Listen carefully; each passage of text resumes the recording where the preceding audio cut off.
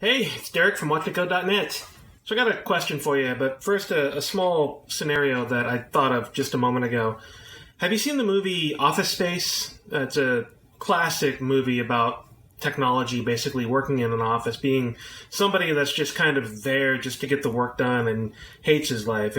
If you've never seen it, I highly recommend watching it. It's phenomenal. It's hilarious. It hits on so many points that you'll recognize as a software developer working in a cubicle farm somewhere.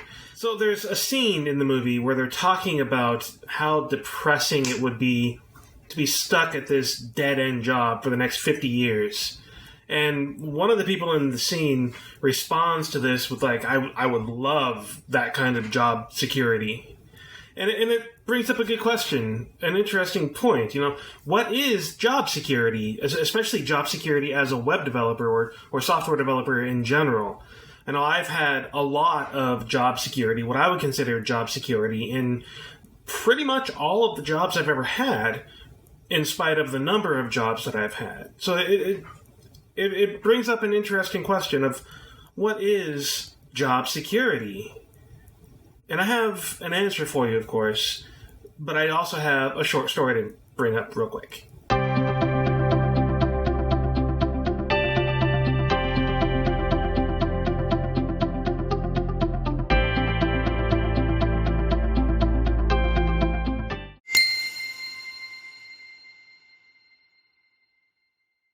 So years ago, I worked for a company that had a lot of people. There were probably 200, not a lot, a small, medium-sized company, about 250 people, about 60 of which were software developers, and about 60 of which were in the QA department. It was roughly equal-sized QA to developer because of one of the particular projects that we had required a very large amount of QA.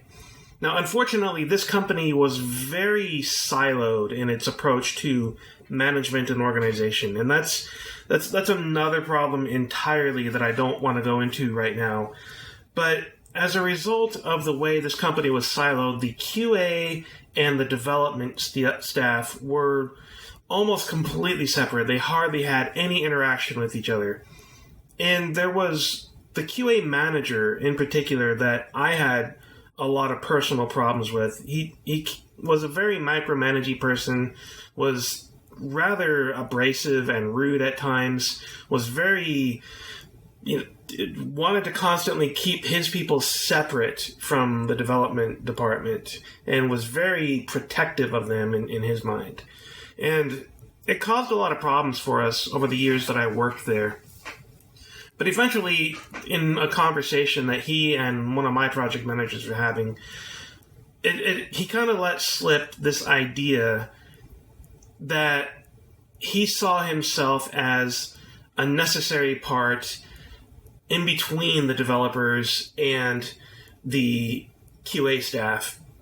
Not because of the value that he added, but because he didn't see what he would be doing, what his job would be, how he could provide any value to the company outside of being that barrier in between development and QA.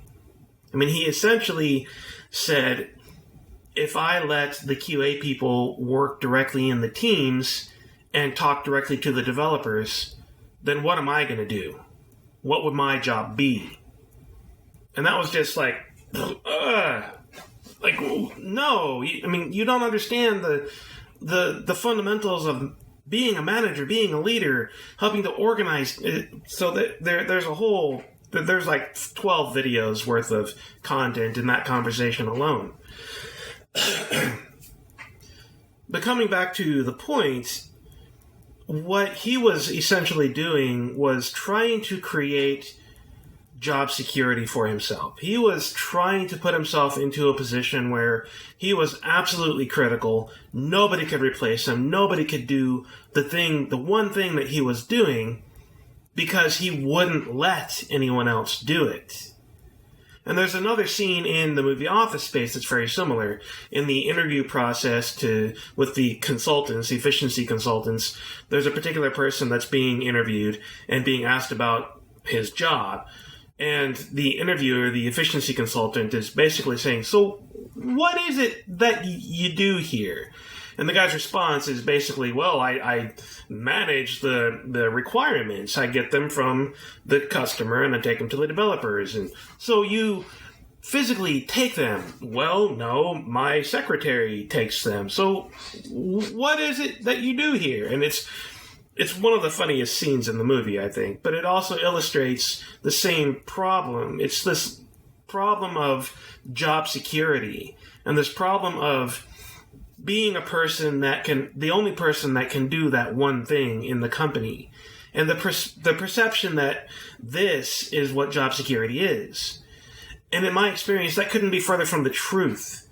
In my experience as a developer and as a project lead and as a tech lead and as all these different things that I've done over my career, including things outside of software development in construction and fast food and gas stations and everything else I've ever done, job security is not being the only person that can do something.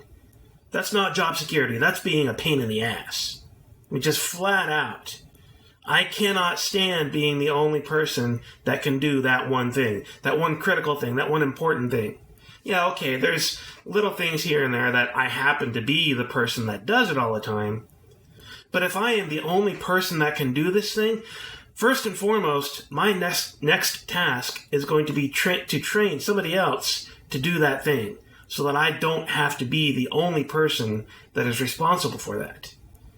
I cannot stand the idea of one and only one person having sole responsibility for something incredibly important, like discussing the project with the QA team. The QA team should be mixed in with the developers and the marketing people and the project management and everyone else for the given project. So what is job security then? If job security is not being the one person that can do that one really important thing, then what is it? Well, in my opinion, in my experience, real job security is being a person that everyone else comes to when they need help. And that happens in a lot of different ways. In my case, I've had a lot of great experience just being a person that moves things forward, that comes to the company with new ideas, that goes out and looks for new things and better things and tries to help introduce those things into an organization. I'm fairly good at finding answers as well. So when people have problems, they tend to come to me and ask questions because I'm probably going to know how to find the answer.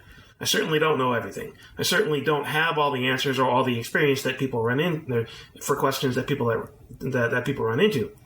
But I'm pretty good at finding answers. And if I don't have the time, if I don't know how to find the answer, chances are I know somebody in the company who does know how to find the answer, or I know somebody on the internet, or through whatever blog posts or articles.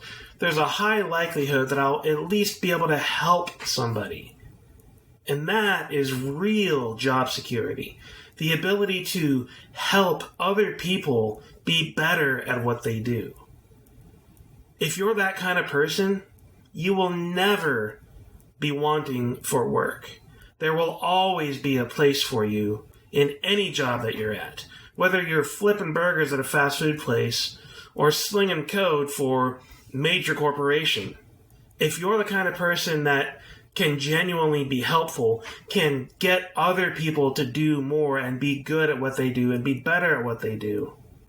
If you can cause the ocean of development and team to rise around you, then you will float up there with them. And you will be the person that others continuously come to. People will want to work with you because they know that the experience of working with you will lead them to be a better developer, maybe a better person. So if you want real job security, look for the ways in which you can help other people be better at whatever it is. Maybe it's better at software development.